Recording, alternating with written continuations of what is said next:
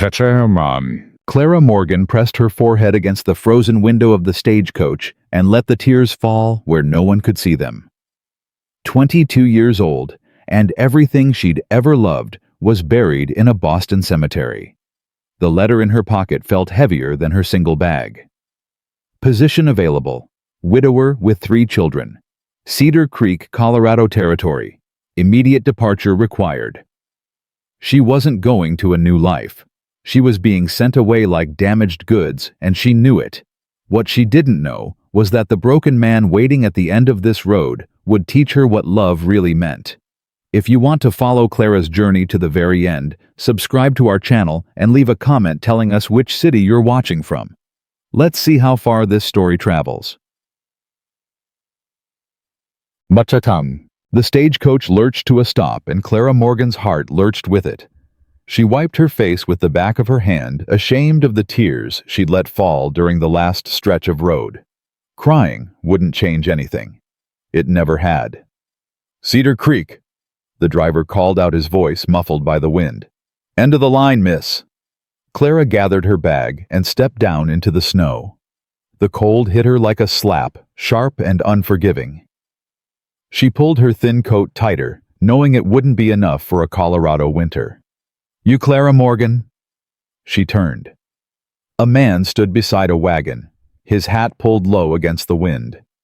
He was younger than she'd expected, maybe late 20s, with the same dark hair and broad shoulders the letter had mentioned. But his eyes were wrong. Too warm, too curious. I am Jake Weston. He tipped his hat. Sam's brother. He couldn't come himself. The little one's got a fever. Clara's stomach tightened. The youngest rose. Jake's eyebrows rose. You know their names? Mrs. Patterson's letter mentioned them, Emma, Thomas, and Rose. Tommy, Jake corrected. He goes by Tommy, hates Thomas, says it sounds like a preacher's name. Clara almost smiled. Almost. Jake grabbed her bag before she could protest and tossed it into the wagon. Come on, it's a good hour's ride and the temperature's dropping fast. She climbed up beside him and the wagon began to move. The town of Cedar Creek disappeared behind them, nothing more than a cluster of buildings huddled against the snow. So, Jake said after a long silence. Boston, huh? Yes. Long way from home. Clara watched the white landscape stretch endlessly before them. I don't have a home anymore. Jake glanced at her, something shifting in his expression. He didn't ask more questions. The Weston Ranch appeared slowly emerging from the snow like a ghost. Clara saw the barn first solid and well-maintained, then the fences, then the house. 2 stories. A wide porch, smoke rising from the chimney. It looked warm. It looked like everything she'd lost. Sam built most of it himself, Jake said, pulling the wagon to a stop. After the war, he came out here with nothing but a mule and a dream. Built this place from the ground up. And his wife? Jake's jaw tightened. Margaret. She died 2 years ago. Childbirth. The baby didn't make it either. Clara closed her eyes briefly. 4 graves then, not 3. Sam's not the same. Jake continued quietly. None of them are. Emma won't talk to strangers. Tommy runs off every chance he gets. And Rose. He paused. Rose hasn't spoken more than a handful of words since her mama died. She doesn't speak. She can, she just chooses not to. Doc says it's grief. Sam says it's his fault. I say it's a wound that hasn't healed yet. The front door opened and a man stepped onto the porch. Clara's breath caught. He was tall, taller than Jake, with shoulders that looked like they'd been built for carrying the weight of the world. His face was weathered, lined in ways that had nothing to do with age, and everything to do with loss. Dark hair touched with gray at the temples. A beard that looked like it hadn't been trimmed in weeks. But his eyes. His eyes were the color of winter itself, pale and blue, and utterly empty. Mr. Weston, Clara said, climbing down from the wagon. Miss Morgan. His voice was low, rough, like he hadn't used it much lately. You made it. I did. He didn't move to help her, didn't offer to take her bag. He just stood there watching her with those hollow eyes. "The children are inside," he said finally. "Emma's watching Rose. Tommy's somewhere he shouldn't be." The fever Jake mentioned Rose was sick. Something flickered in his expression. Surprise, maybe, that she'd remembered. "Broke this morning. She's tired, but she'll live." "I'm glad." He studied her for a long moment. Clara felt the weight of his gaze, felt him measuring her against whatever expectations he'd built in his mind. "You're younger than I expected," he said. "I'm 22. And you've cared for children before?" "I raised my younger cousins after my aunt fell ill. I know how to cook, clean men's clothes, and manage a household. I'm a hard worker, Mr. Weston. I won't give you any trouble." His jaw tightened at that last word. Trouble. Like she was something to be managed. "Come inside," he said. "You'll freeze out here." The warmth of the house hit Clara like an embrace. She stood in the doorway for a moment, letting it seep into her bones, her eyes adjusting to the dim light. The front room was simple, but clean. A fireplace crackled against the far wall. A worn sofa faced it, flanked by 2 chairs that didn't match. A wooden table sat near the kitchen set for 4. And there, standing near the stairs, were 2 of the children. The older one, Emma, had her mother's dark hair and her father's guarded expression. 11 years old, but she held herself like someone much older. Her arms were crossed, her chin lifted in defiance. The younger one, Rose, stood half hidden behind her sister. She was small for 5, with wide brown eyes and a doll clutched against her chest. The doll was missing an arm. "Emma Rose," Sam said. "This is Miss Morgan. She'll be staying with us." Emma's eyes narrowed. "For how long?" "As long as she's needed." "We don't need anyone." "Emma." "We don't." The girl's voice cracked. "We were fine before. We'll be fine without some stranger coming in and pretending to be—" "That's enough!" Sam's voice cut through the room like a blade. Emma fell silent, but her eyes burned with resentment. Clara stepped forward slowly, careful not to crowd either child. She lowered herself to one knee, bringing herself to Rose's eye level. "Hello, Rose," she said softly. "That's a beautiful doll. Does she have a name?"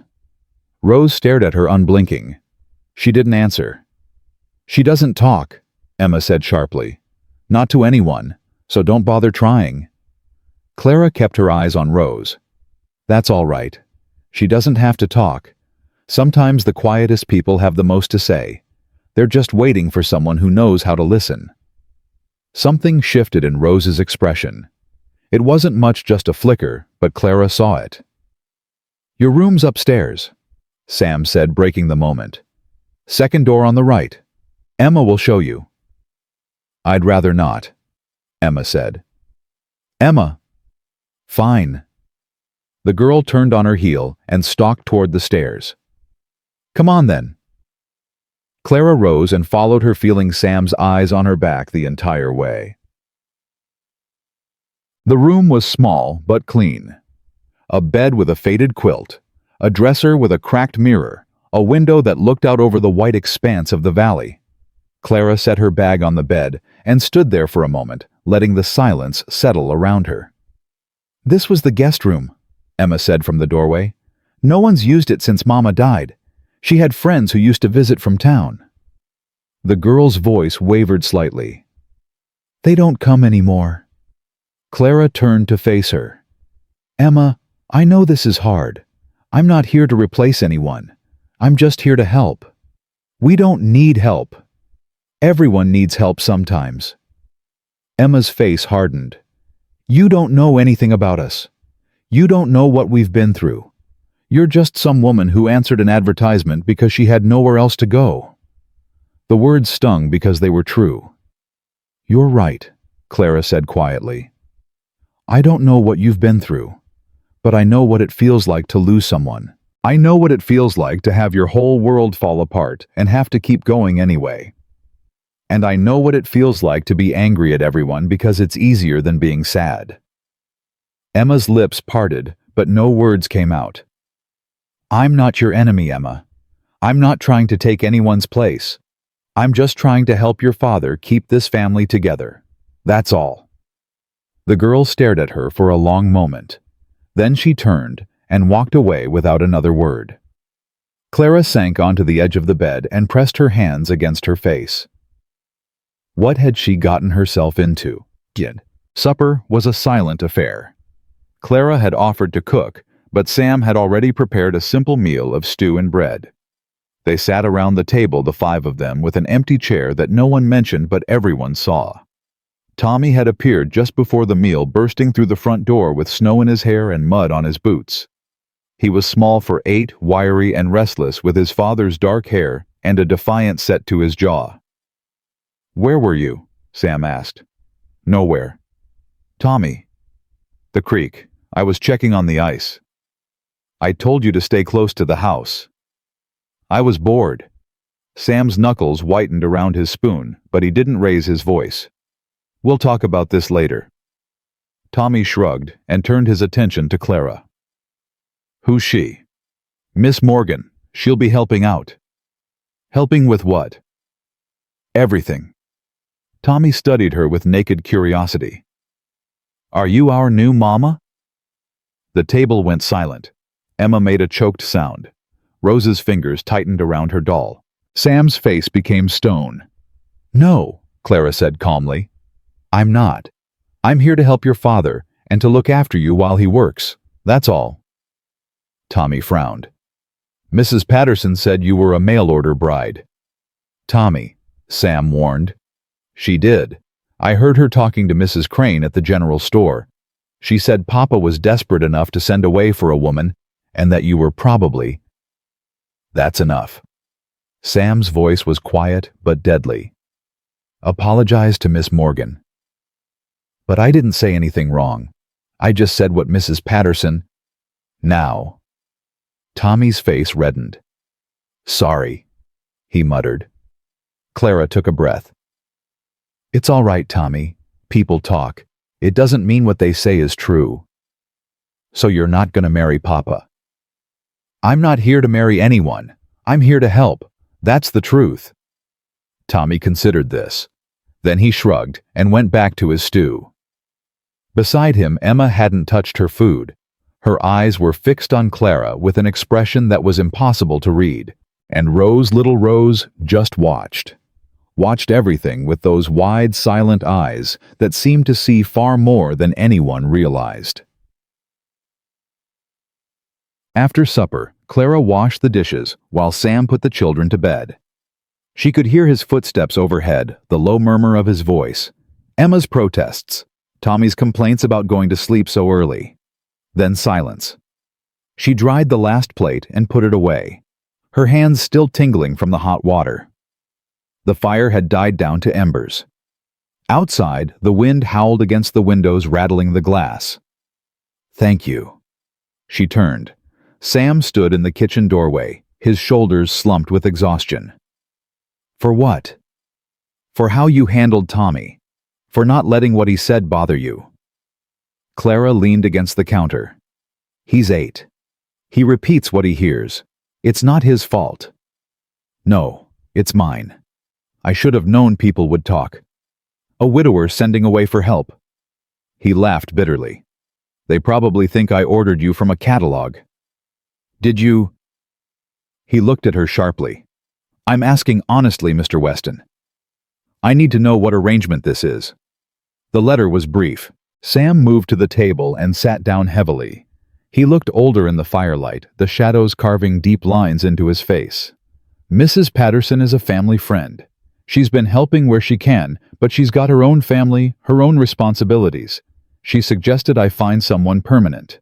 Someone who could live here, take care of the house and the children while I work." "And that's what you want, a housekeeper?" "I want my children to have a stable life. I want them to stop hurting." His voice cracked. "I want them to have what I can't give them." Clara felt something shift in her chest. "Which is?" "A woman's presence. Someone who can teach Emma the things her mother should have taught her. Someone who can make Rose feel safe enough to speak again. Someone who can show Tommy that not everyone leaves." You haven't left. I might as well have. He stared at the table, his hands flat against the wood. I'm here, but I'm not present. I don't know how to be. Every time I look at them, I see her. Every time I try to comfort them, I make it worse. Emma blames me for not saving Margaret. Tommy thinks I don't care. And Rose. His voice broke. Rose just looks at me like she's waiting for me to disappear too. Clara moved to the table and sat across from him. Mr. Weston. Sam. Sam. She said his name carefully, like testing unfamiliar ground. Grief isn't a straight line. It doesn't end just because time passes. You're doing the best you can. My best isn't good enough. Then let me help. He looked up at her, then really looked at her. And for the first time, Clara saw something other than emptiness in his eyes. She saw hope. Fragile, buried, barely alive, but there. Why? He asked. Why did you come here the truth? Clara hesitated. She could lie, could give him the polished answer she'd prepared. But something about the rawness in his face demanded honesty. Because I had nothing left, she said. My parents died when I was young. I was raised by my aunt. When she passed last spring, everything I had went to pay her debts. I was alone, penniless, with no prospects and no future. When Mrs. Patterson's letter came, it felt like a lifeline. I didn't care where I was going or what I was walking into. I just needed somewhere to be. So, we're both running from ghosts. I suppose we are. They sat in silence for a long moment, the fire crackling softly between them. The children won't make this easy, Sam said finally. Emma's determined to hate you. Tommy will test every boundary you set. And Rose. He trailed off. Rose will speak when she's ready. How do you know? Because I understand her. I didn't speak for 3 months after my mother died. I was so afraid that if I opened my mouth, all the pain would come pouring out and never stop. Clara's voice softened. But then someone showed me it was safe, that the pain wouldn't destroy me, and slowly, I found my voice again. Sam stared at her like she was something he couldn't quite comprehend. Get some rest, Miss Morgan. Tomorrow will be hard. Clara. He blinked. If I'm calling you Sam, you should call me Clara. Something almost like a smile touched the corner of his mouth. It disappeared before it fully formed, but Clara had seen it. Good night, Clara. Good night, Sam. Matt. She woke to screaming. Clara bolted upright in bed, her heart pounding. The sound was coming from down the hall. High, terrified, a child's scream that cut through the darkness like a knife. She threw off the covers and ran. Rose's door was open. Inside, the little girl sat up in bed, her eyes wide and unseeing, her mouth open in a wail that seemed too big for her small body. Sam was already there, kneeling beside the bed, his hands hovering like he was afraid to touch her. Rose, sweetheart, it's okay. It's just a dream. Papa's here. But Rose didn't seem to hear him. She kept screaming, kept staring at something none of them could see. Clara moved without thinking. She pushed past Sam and climbed onto the bed, gathering the small, trembling body into her arms. Shh, she whispered, rocking gently. Shh. You're safe. I've got you. You're safe. Rose's screams faded to sobs, then to whimpers, then to silence. Her small hands clutched Clara's nightgown, holding on like she was afraid to let go. That's it, Clara murmured. That's it. I'm here. You're not alone. She looked up to find Sam watching her, his face pale in the moonlight. She has nightmares, he said hoarsely. Every night. I never know what to do. I try to hold her, but she just screams louder. Nothing I do helps. She's afraid, Clara said softly. Not of the dreams. Of losing anyone else. When you hold her, she remembers that you could leave too. I would never leave her. She doesn't know that. Not yet. Sam's face crumpled. He turned away, one hand pressing against the doorframe like he needed it to stay standing. Clara continued rocking, Rose humming a tune her aunt used to sing. The little girl's breathing slowed, deepened. Her grip on Clara's nightgown loosened. "She's asleep," Clara whispered. Sam turned back and she saw the tears on his face. He didn't wipe them away, didn't hide them. "I don't know how to thank you." "Don't thank me. Just let me help." He nodded once jerkily and left the room. Clara stayed. She held Rose through the rest of the night, watching the moonlight creep across the floor, feeling the small heartbeat against her chest. This broken little family, this hollow-eyed man, these wounded children. They weren't what she'd expected. They weren't what she'd prepared for. But somewhere deep inside, in a place she'd thought was empty, Clara felt something stir. Purpose. Connection. The first faint stirring of something that might with time become love. She didn't know it yet, but her life was about to change forever. Morning came gray and cold. Clara woke stiff and sore, still sitting upright in Rose's bed with the little girl curled against her. She eased herself free, careful not to wake the child, and crept back to her room to dress. The house was quiet. Too quiet. She found Emma in the kitchen, standing at the stove with a wooden spoon in her hand. The girl was trying to make oatmeal, but it had burned black at the bottom of the pot. "Here," Clara said gently. "Let me help." "I don't need help." "The pot does." Emma's face reddened. She stepped aside, not meeting Clara's eyes. Clara scraped out the ruined oatmeal and started fresh. She worked in silence, feeling Emma's gaze on her back. "You stayed with her," Emma said finally. "All night?" "Yes." "Why?" Clara stirred the oatmeal slowly. "Because she needed someone. Papa tries. He sits with her every night." "I know." "She never stops screaming for him." Clara turned to face the girl. "Emma, your father loves you. All of you. More than anything in this world. But sometimes grief makes it hard to show love the way we want to. It doesn't mean the love isn't there." Emma's lower lip trembled. "He couldn't save Mama." "No one could have saved your Mama. What happened to her wasn't anyone's fault." "Then why does everyone act like it was—" The words burst out of Emma like water through a dam. Why did the doctor look at Papa like that? Why did Mrs. Crane tell everyone he should have sent for help sooner? Why does everyone whisper when we go to town? Clara set down the spoon and moved closer. Because people are afraid of death, and when they're afraid, they look for someone to blame. It makes them feel like they have control, like it couldn't happen to them. But they're wrong, Emma. Your father did everything he could. Everything. Emma's face crumpled. She looked so young, suddenly so fragile, not the angry guardian she'd been pretending to be.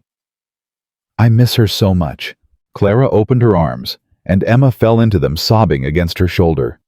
"I know," Clara whispered. "I know you do." They stayed that way until the oatmeal started bubbling. Clara wiped Emma's face with a clean cloth and finished making breakfast. It wasn't forgiveness. It wasn't trust. But it was a start. Tommy appeared at breakfast with a scowl and a scrape on his chin. "What happened?" Clara asked. "Nothing." "Tommy." "I fell." He dropped into his chair and grabbed a biscuit. "Ain't a big deal." "Let me see." "It's fine." "Tommy." Clara kept her voice calm but firm. "Let me see." He glared at her, but something in her expression must have convinced him. He lifted his chin, revealing a shallow cut that had already started to scab. "It needs to be cleaned." "It's fine. It could get infected. Do you know what happens when wounds get infected? They hurt. They rot, and then they have to be cut off." Tommy's eyes widened. "You're lying." "I saw a man lose his hand because of an infected cut. One small cut, just like yours. He waited too long to clean it." The boy paled. "Fine. Clean it." Clara fetched water and a clean cloth. She worked gently, dabbing at the wound while Tommy squirmed and complained. "You're not a doctor," he grumbled. "No, but I've tended plenty of wounds. Hold still. It stings." "Good. That means it's working." Emma watched from across the table, her expression unreadable. Rose had come downstairs on her own, clutching her doll, and now sat in her chair with her oatmeal untouched. "Eat, Rose," Clara said softly. "You need your strength." The little girl looked at her. Then slowly, she picked up her spoon. It was small, so small, but it felt like a victory. Sam came in from the barn at mid-morning, stomping snow off his boots. He stopped short when he saw the children. Emma was helping Clara knead dough for bread. Tommy was sitting by the fire carving something with a small knife under Clara's watchful eye. And Rose was at the table drawing pictures with a piece of charcoal Clara had found in the fireplace. "What is this?" Sam asked. "Bread," Clara said. "We'll have fresh loaves for supper." "I mean," he gestured vaguely at the room. "This." "I'm not sure what you're asking." Sam looked at his children. Really looked at them. Emma's hands were covered in flour, her face more relaxed than he'd seen in months. Tommy was actually sitting still, focused on his carving. And Rose was drawing something that might have been a house with 4 people standing in front of it. "They're," he started, then stopped. "They're children," Clara said quietly. "They need things to do. They need to feel useful. They need to know they matter." Sam stared at her like she'd spoken a foreign language. "Papa." Emma's voice was tentative. "Miss Clara said she'd teach me to make Mama's apple cake, the one with the brown sugar on top. She said if we have apples." "We have apples," Sam said slowly.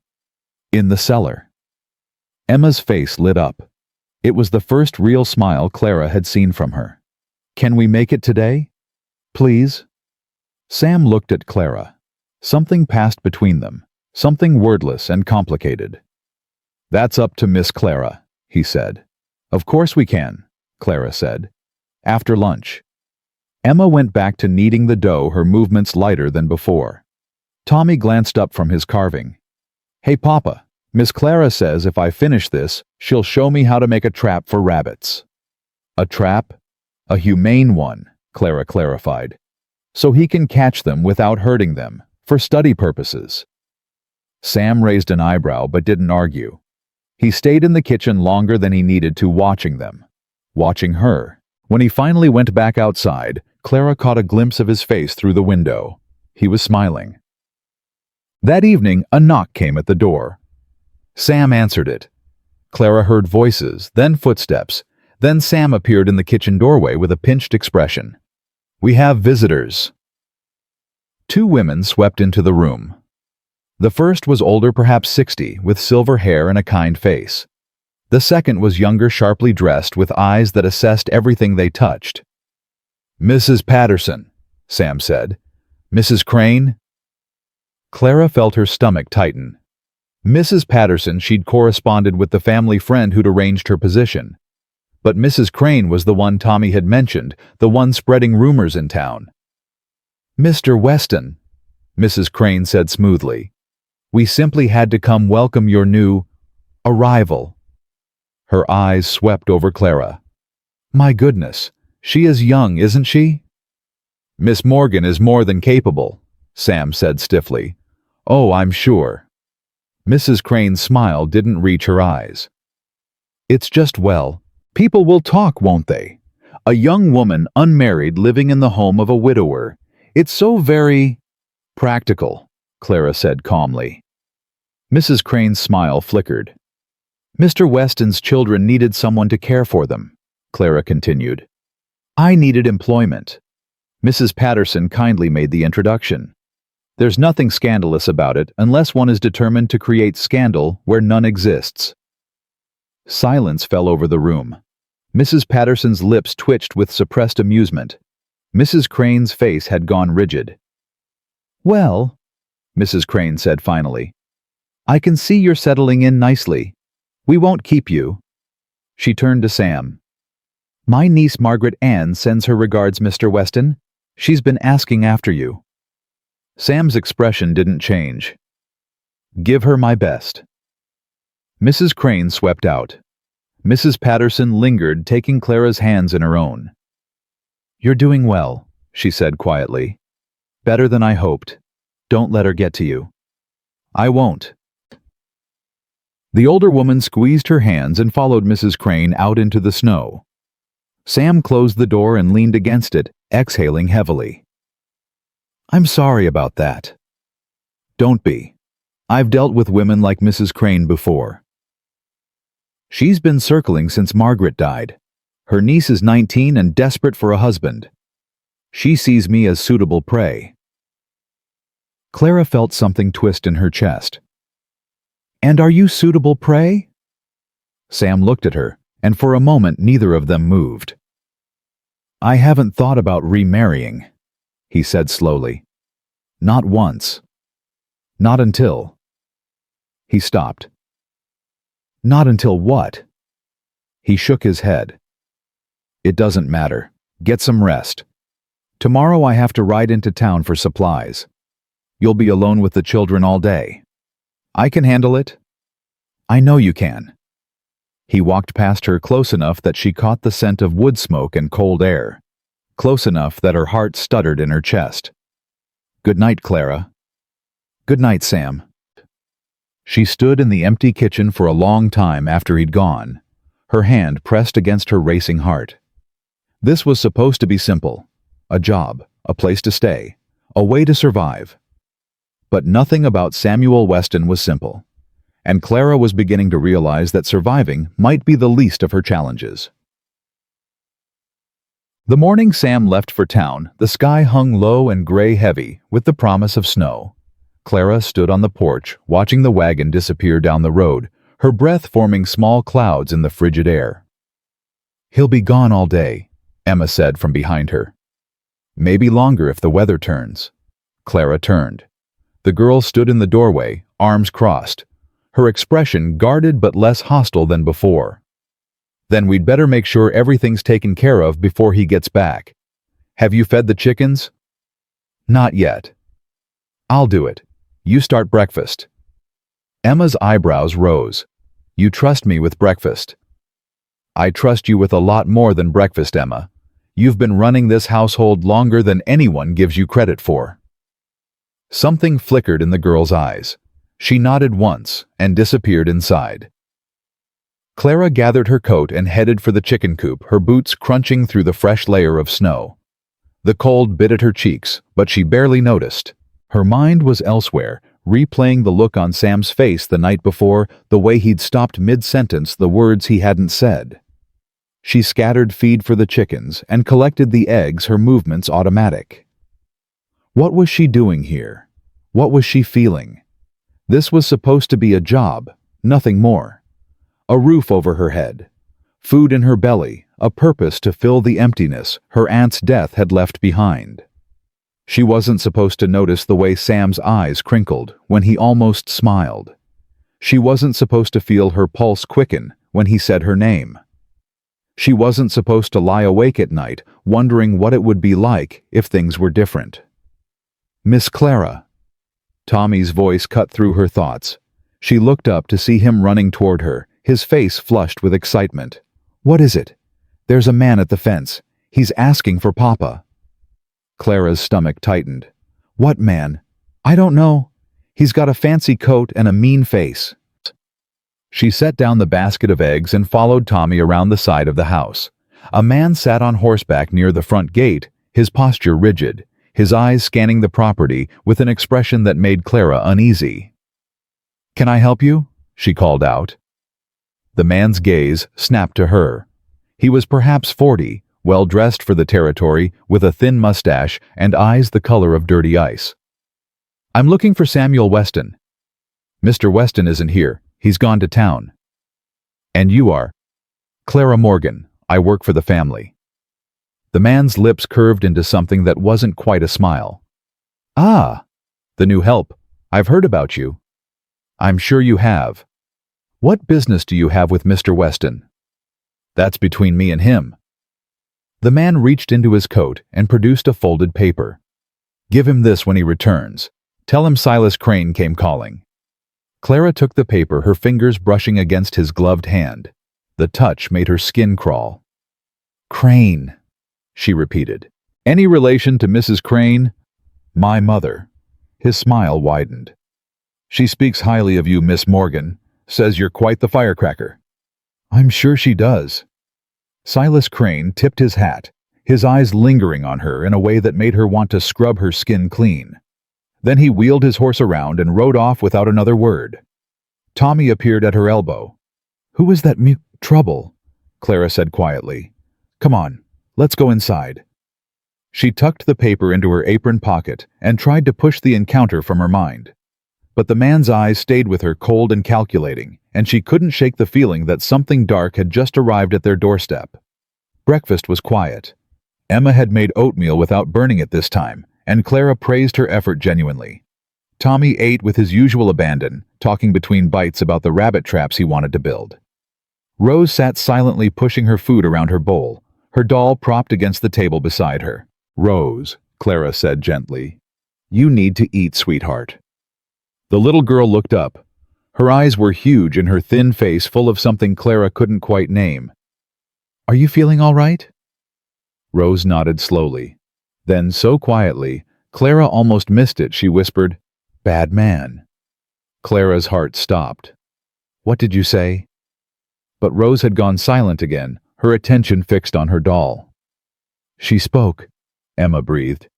"She actually spoke." "Rose." Clara moved to kneel beside her chair. "Rose. Honey, can you tell me more? What bad man?" The little girl shook her head, her lower lip trembling. "It's okay. You don't have to say anything else, but I want you to know that you're safe here. No one is going to hurt you. Do you understand?" Rose's eyes met hers. Then slowly she reached out and touched Clara's face with her small hand. The gesture was so unexpected, so tender, that Clara felt tears prick at her eyes. "I'll keep you safe," Clara whispered. "I promise." The morning passed slowly. Clara kept the children busy with chores and activities, but her mind kept returning to Silas Crane, to the paper in her pocket, to Rose's whispered words. Bad man. What did she mean? Had she seen something, heard something? Around midday, the wind picked up. Clara looked out the window and saw the sky had darkened considerably, the gray clouds now tinged with an ominous green. "Storm's coming," Emma said, appearing beside her. "A bad one by the looks of it. Your father. He'll find shelter in town if he can't make it back." But Emma's voice wavered slightly. "He always does." Clara put her hand on the girl's shoulder. "He'll be fine. Your father knows this land." "I know. It's just—" Emma stopped, swallowing hard. "Mama died in winter, during a storm. She was trying to get to the doctor when her pain started, but the snow was too deep, and by the time Papa found her— Emma, I hate storms." The girl's voice cracked. "I hate them so much." Clara pulled her into an embrace, holding her tight as the first flakes of snow began to fall outside. "We're going to be all right," she said. "All of us. I won't let anything happen to you." Emma clung to her, and for the first time Clara felt the girl's walls truly begin to crumble. The storm hit hard. Within an hour, the world outside had disappeared into a wall of white. The wind howled against the windows, rattling the glass, finding every crack and gap in the walls. Clara stoked the fire until it roared, piling blankets on the children, trying to keep the cold at bay. "Where's Tommy?" Emma asked suddenly. Clara looked around. The boy had been there just a moment ago, sitting by the fire with his carving knife. "Tommy," she called. No answer. "Tommy." Emma's face went pale. "He wouldn't. He knows not to go out in a storm." But Clara was already moving, checking the kitchen, the stairs, the bedrooms. Empty. All empty. "His coat's gone," Emma said, her voice rising with panic. "His boots, too. Clara, he went outside." Clara's blood turned to ice. She grabbed her own coat and ran for the door. "Stay here with Rose," she ordered. "Keep the fire going. Don't open the door for anyone except me or your father." "But, Emma, listen to me. I need you to be brave. Can you do that?" The girl nodded, her face white but determined. Clara plunged out into the storm. The cold hit her like a physical blow. She couldn't see more than a few feet in any direction, the snow swirling so thick it was like walking through a white curtain. She called Tommy's name, but the wind tore the words from her mouth and scattered them into nothing. Think, she told herself. Think. Where would he go, the creek? He'd mentioned checking on the ice. He'd been warned to stay away, which meant it was exactly where an 8-year-old boy would go. She fought her way through the drifts, following the fence line by feel when she couldn't see it. The cold seeped through her coat, her gloves, her boots. Her face went numb, her fingers ached. She found him by the sound of his crying. He was huddled under a fallen tree near the creek bank, his small body shaking with sobs and shivers. When he saw her, his face crumpled with relief. "Miss Clara." She grabbed him, pulling him against her. "What were you thinking? You could have died out here." I'm sorry. I just wanted to check the traps. I thought I could make it back before the storm got bad." "You foolish, foolish boy." But she held him tight, her own tears freezing on her cheeks. "Can you walk?" "I think so." "Then hold on to me. Don't let go for anything." They struggled back through the snow, Clara half carrying Tommy when his legs gave out. The house appeared through the white like a beacon, its windows glowing with firelight. She'd never seen anything so beautiful. Emma threw open the door as they stumbled onto the porch. Clara pushed Tommy inside and collapsed against the wall, gasping for breath. "Get him warm," she managed. "Blankets? Hot water?" Emma was already moving, stripping off Tommy's wet coat, wrapping him in quilts, pushing him toward the fire. Rose stood watching her doll clutched to her chest, her eyes huge and frightened. Clara sat on the floor, unable to move her body, shaking uncontrollably. "Miss Clara." Emma's voice seemed far away. "Miss Clara, are you all right?" She tried to answer, but the cold had stolen her voice. The room tilted, darkened. The last thing she heard before unconsciousness took her was Rose's voice, clear and strong for the first time since she'd arrived. "Don't die. Please, don't die." She woke to warmth. Someone had wrapped her in blankets and positioned her near the fire. Her clothes had been changed. She was wearing a flannel nightgown she didn't recognize, and her hair had been unbound, spreading across the pillow beneath her head. "She's awake." Tommy's face appeared above her, pale and worried. Behind him, Emma hovered, her eyes red-rimmed. "How long?" Clara croaked. "A few hours. The storm's still going. We couldn't wake you, and we didn't know what to do, and you did everything right." Clara reached up to touch the boy's cheek. "You got me warm. You took care of your sisters. You did exactly what you should have done." Tommy's face crumpled. "I'm sorry.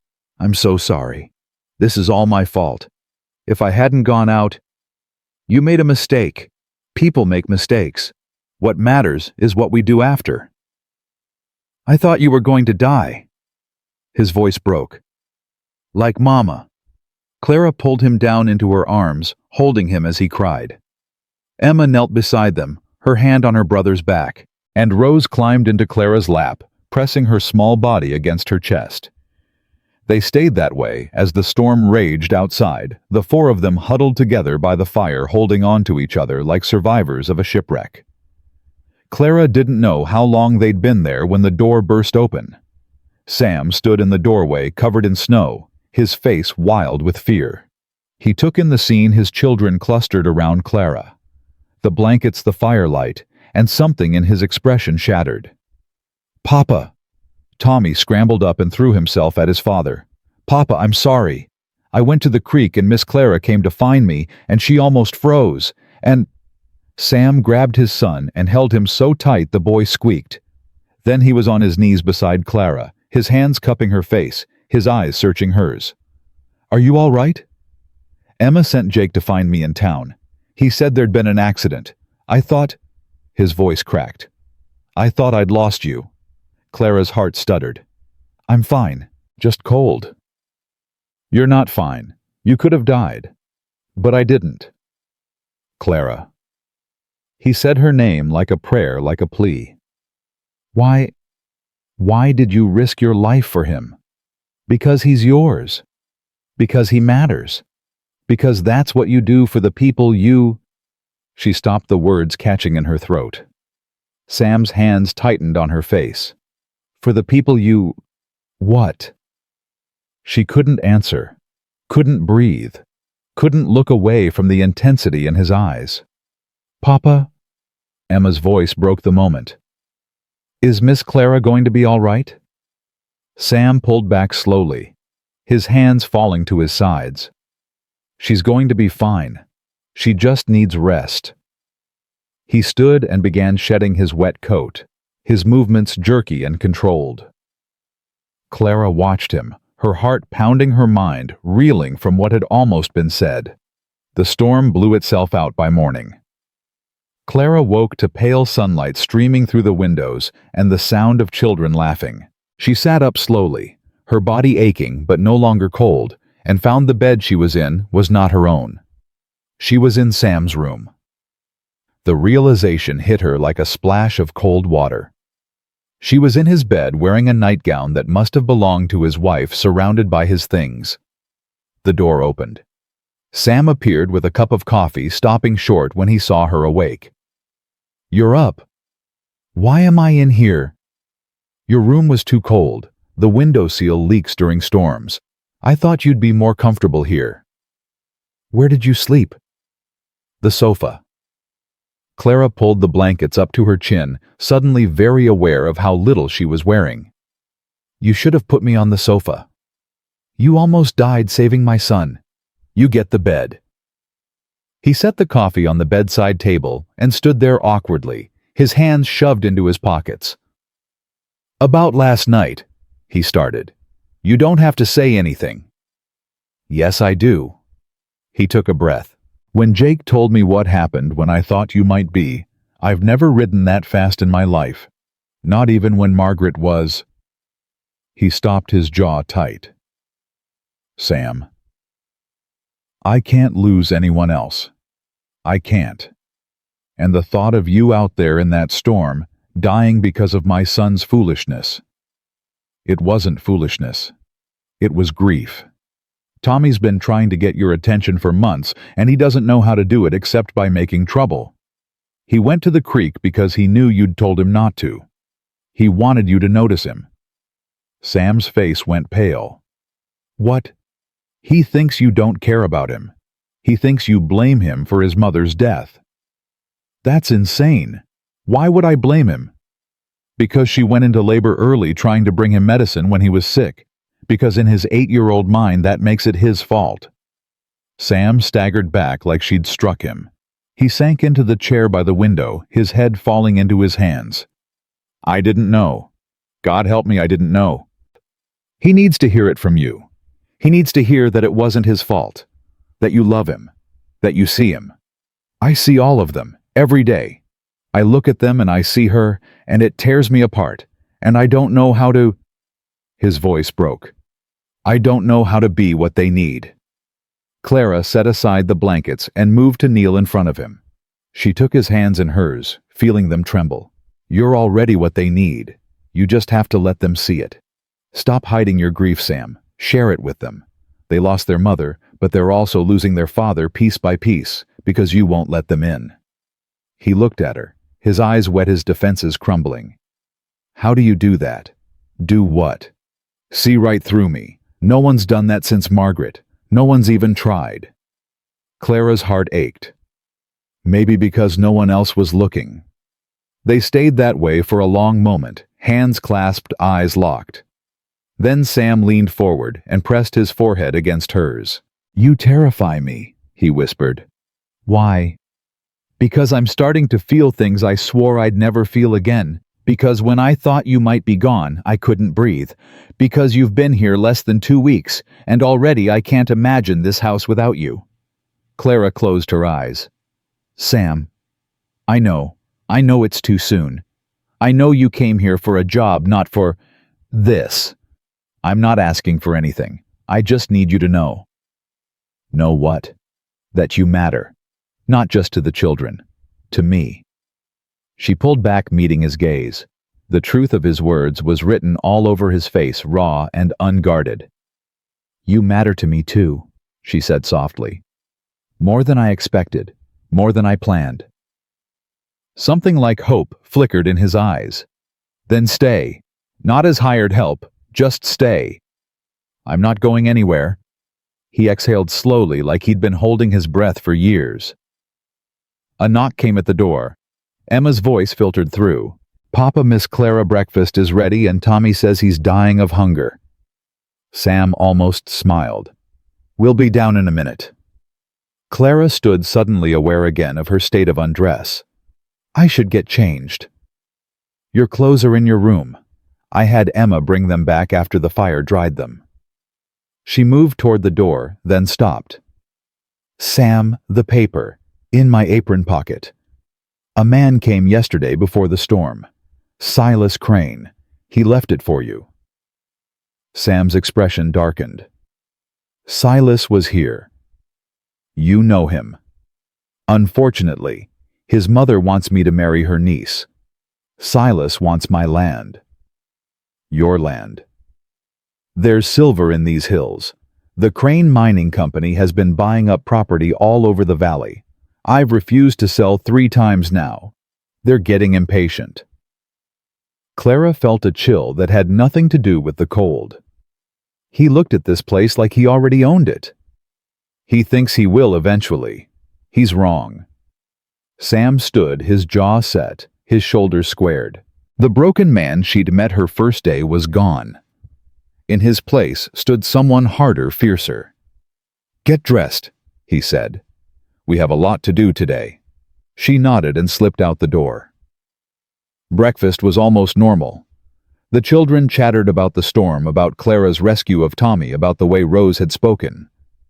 Sam listened with an attention he hadn't shown before, asking questions, making eye contact, actually present in a way Clara hadn't seen. When the meal was over, he asked Tommy to help him in the barn. The boy's face lit up like sunrise. Really, you want my help? I always want your help. I should have asked sooner. Father and son walked out together, and Clara watched them go with a warmth spreading through her chest. He's different, Emma said quietly. He's trying. Because of you.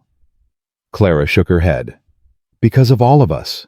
Because this family is worth fighting for. Emma was silent for a moment. Then she said, Mama would have liked you. It was the highest compliment the girl could have given. The day passed quietly. Clara washed dishes, mended clothes, helped Rose practice her letters. The little girl had spoken twice more small words, whispered hesitantly, but each one felt like a miracle. Late in the afternoon, a wagon appeared on the road. Clara watched from the window as it drew closer, her stomach tightening when she recognized the driver. Mrs. Crane sat rigid on the seat, her face pinched with cold and disapproval. Beside her sat a young woman Clara hadn't seen before, pretty in a pale, delicate way, with blonde ringlets and a nervous smile. Emma, Clara called. Go find your father. The front door opened without a knock. Miss Morgan, Mrs. Crane said, sweeping inside like she owned the place. How fortunate to find you home. This is my niece, Margaret Ann. She's come to pay her respects to Mr. Weston. Clara kept her expression neutral. Mr. Weston is in the barn. I'll let him know you're here. Don't trouble yourself. Margaret Ann can find him herself. She knows the way. The young woman blushed deeply but didn't protest. She was already moving toward the back door when Sam appeared, Tommy at his side. Mrs. Crane, Sam said, his voice flat. I wasn't expecting visitors. Mr. Weston. Mrs. Crane's smile was sharp enough to cut glass. We couldn't let another day pass without seeing how you fared in that dreadful storm, and Margaret Ann was so worried about you. I'm fine, as you can see. Yes, I can see. Mrs. Crane's eyes slid to Clara. I can see quite a lot, actually. The implication hung in the air like poison. Margaret Ann stepped forward, her eyes downcast. "Mr. Weston, I brought some of my mother's preserves. I know how you always enjoyed them." She held out a basket, her hands trembling slightly. Clara felt a surge of unexpected pity. The girl was a pawn, nothing more, pushed into a game she clearly didn't want to play. Sam took the basket with a curt nod. "Thank you, Miss Margaret. That was kind." "Perhaps Miss Morgan could put these in the kitchen," Mrs. Crane suggested, "while Margaret Ann and I visit with you properly." Clara took the basket without a word, but as she turned, Sam's voice stopped her. "Clara can stay." Mrs. Crane's eyes narrowed. "I beg your pardon. Miss Morgan is part of this household. There's nothing you need to say that she can't hear." The silence that followed was deafening. Mrs. Crane drew herself up to her full height. "Mr. Weston, I've known you since you were a boy. I knew your mother, God rest her soul, and I'm telling you as someone who cares about your reputation that having an unmarried woman living under your roof is causing talk, unpleasant talk. Then people should find something better to do with their time. This isn't a joke. Your children's futures are at stake. Emma will be of marrying age in a few years. Do you think any respectable family will consider her with this kind of scandal attached to her name?" Sam's jaw tightened. "There is no scandal. Miss Morgan was hired to care for my children. That's all." "Is it?" Mrs. Crane's smile was poison-sweet. "Because that's not what my son tells me. He came to visit yesterday, did he not? He said Miss Morgan answered the door looking quite comfortable." Clara felt heat rise in her cheeks.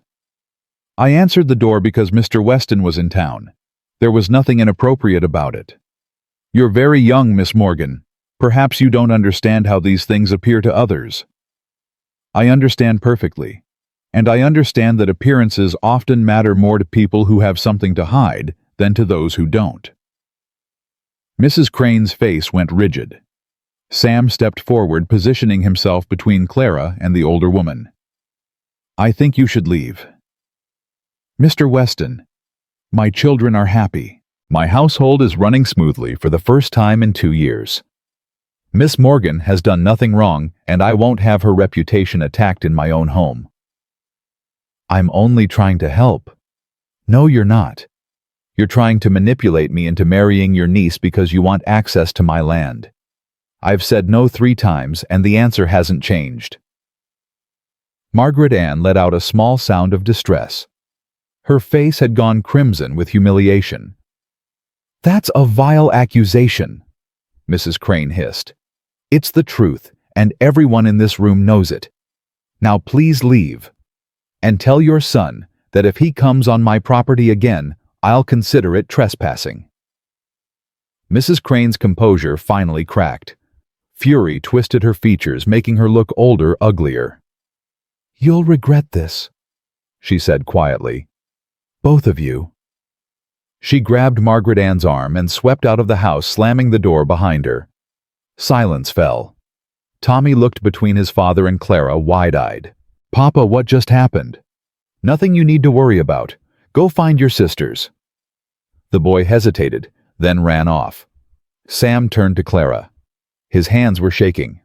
"I'm sorry," he said. "I should have handled that better." "You handled it perfectly. I just made an enemy of the most powerful family in the valley." "You already had one. Now at least it's out in the open." He laughed bitterly. "You're taking this remarkably well." "I've been called worse things by better people. Mrs. Crane doesn't frighten me." "She should." Sam moved to the window, staring out at the retreating wagon. Her husband was a judge before he died. Her son controls half the businesses in town. They've ruined people for less than what I just said. Clara came to stand beside him. "Then we'll be careful. But I won't let them bully you into a marriage you don't want." He turned to face her, his expression unreadable. "Why do you care?" "You know why." The words hung between them, heavy with meaning. Sam reached out his hand, hovering near her face, not quite touching. "Clara, Papa!" Emma's voice echoed from upstairs. Rose is asking for you. She wants to show you her drawings. The moment shattered. Sam dropped his hand, his expression shifting back to neutral. Coming, he called. He headed for the stairs, then paused. Thank you, he said quietly, for everything. Then he was gone, leaving Clara alone with her racing heart and the growing certainty that she was falling in love with a man she had no right to want. The week that followed Mrs. Crane's visit passed in uneasy quiet. Clara went about her duties with one eye always on the road, waiting for whatever retaliation might come. Sam worked longer hours than before, rising before dawn and returning after dark, his face drawn with exhaustion and worry he refused to name. The children felt the tension. Emma grew quieter, helping Clara without being asked, watching her father with anxious eyes. Tommy stayed close to the house, his adventurous spirit dampened by something he didn't understand. And Rose, who had begun speaking in halting phrases, retreated back into silence.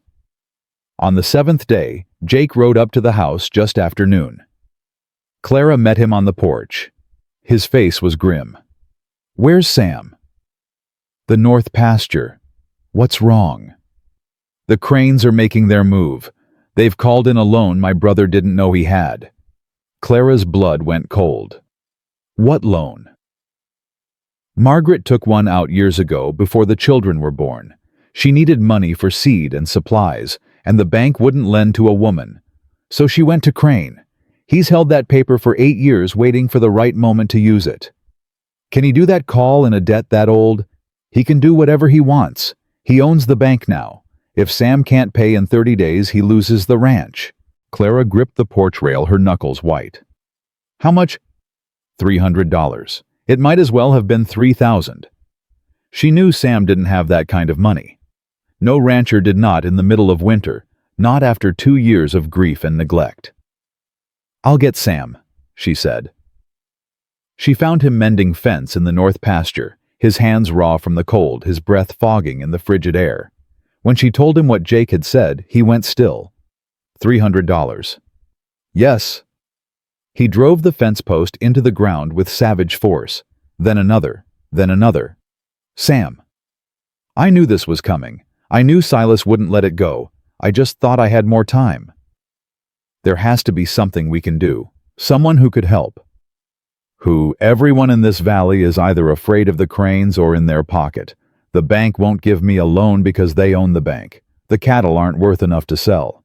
He laughed bitterly. I could sell my soul, and it still wouldn't be enough. Clara moved closer, putting her hand on his arm. What about the silver? You said there's silver in these hills. On my land, yes. But I'd need money to mine it equipment. I don't have men I can't pay. And even if I could, it would take months to turn a profit. I don't have months. I have 30 days. Then we fight. He looked at her, something flickering in his eyes. How? I don't know yet. But I'm not going to stand by and watch them take everything you've built. Everything your wife helped you build. This is your children's home. This is their future. We don't just give that up. Sam stared at her for a long moment. Then he reached out and cupped her face in his rough hands. You really believe that, don't you? I believe in you. I believe in this family. And I believe that people like the Cranes only win when good people stop fighting. He leaned forward and pressed his forehead against hers. What did I do to deserve you? You didn't do anything. I just showed up, remember? He almost smiled. Best thing that ever happened to me. They stood that way for a long moment, drawing strength from each other. Then Sam pulled back, his expression hardening with resolve. All right, let's figure out how to save this ranch. That night, they spread every document Sam had across the kitchen table. Deed papers, loan agreements, receipts, everything Margaret had carefully filed away before her death. Jake came back after supper to help, and the 4 of them, Sam. Jake, Clara, and Emma, who refused to go to bed, pored over the papers by lamplight. Here. Emma's voice cut through the quiet. She held up a yellowed document, her face pale in the flickering light. This is the loan agreement. Look at the date. Clara took it, scanning the cramped handwriting. Her heart stuttered. Sam, look at this. He came to stand behind her, reading over her shoulder. What am I looking at? The date. The loan was taken out on March 15th, 1870. But this signature, this isn't Margaret's handwriting. Sam went rigid. What? I've seen her letters. The ones she wrote to your mother. Her handwriting was small and neat. This is different. Look at the way the M is formed, the slant of the letters. Jake grabbed the document, his eyes widening. She's right. Margaret always signed her name with a little flourish at the end. This doesn't have it. Are you saying the loan is forged? Sam's voice was barely a whisper. I'm saying it's possible. If we could prove it, it would destroy the Cranes. Jake's face lit up with fierce hope. Forgery is a criminal offense. Silas could go to prison. But we'd need proof, Clara said. More than just our word against theirs. We'd need someone who could verify the handwriting, someone with authority. The judge in Millbrook, Sam said slowly. He's not connected to the Cranes. If we could get this document to him, show him the discrepancy. Silas would never let that happen. The moment he finds out what we're doing, he'll come for us. Then we don't let him find out. Sam's jaw set with determination. I'll leave tomorrow before dawn. I can be in Millbrook by nightfall if I push hard. And if the Cranes come while you're gone? Clara asked quietly. You'll be here. You and Jake. Sam, I can't. Yes, you can. He took her hands in his grip firm and warm. You've done more for this family in 3 weeks than I've done in 2 years. I trust you with my children. I trust you with my home. I trust you with everything I have. Clara's throat tightened. What if something goes wrong? Then we'll deal with it, together. But I have to try, Clara. If there's even a chance this document is forged, I have to take it. She nodded slowly. Then go. We'll hold things together here. He raised her hands to his lips and kissed her knuckles. It was a simple gesture, almost chaste, but it felt like a promise. I'll be back as soon as I can. Sam left before sunrise. Clara stood on the porch watching until the wagon disappeared into the gray morning light, her heart heavy with fear and something else she didn't want to name. Then she turned and went inside to face whatever was coming. The first day passed without incident. Clara kept the children busy, trying to maintain some sense of normalcy. She taught Emma how to make bread pudding, helped Tommy with his reading, sat with Rose, while the little girl drew pictures of horses and houses, and a woman with brown hair standing beside a tall man. Who's that? Clara asked gently, pointing to the figures. Rose looked up at her with those huge, knowing eyes. Family, she whispered. Clara had to blink back tears. The second day, Silas Crane came.